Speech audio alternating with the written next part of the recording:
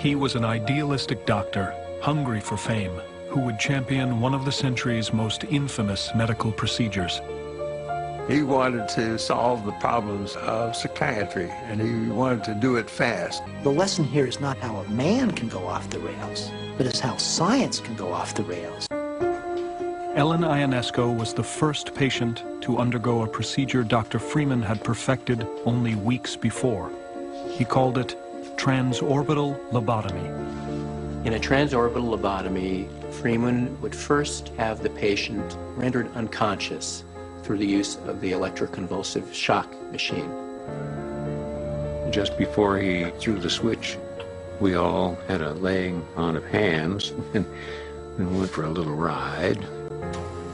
Usually 3 successive convulsions are necessary, but in old people a single one may be sufficient, while in a sturdy young person 4 or even 6 convulsions may be administered without danger.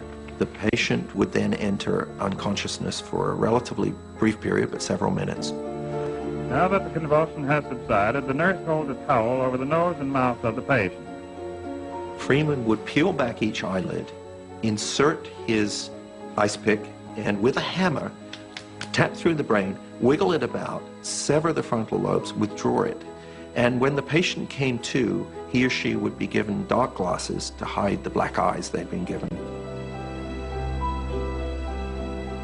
We didn't have a refrigerator, we had an ice box.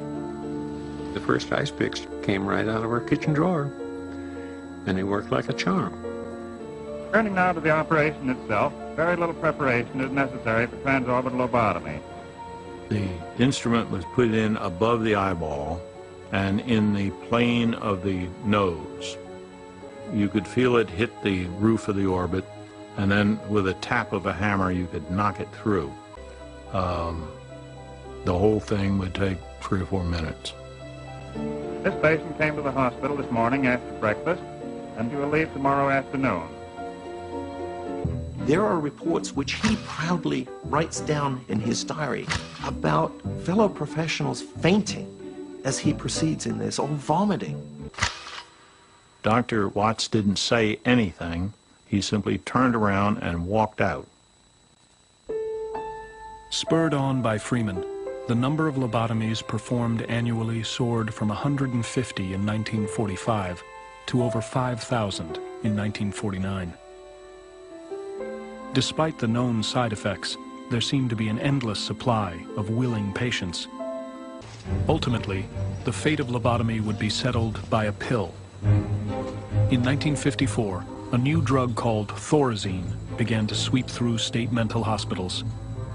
Thorazine was initially marketed as a chemical lobotomy. I mean, this was seen as a selling point that it produced results similar to lobotomy.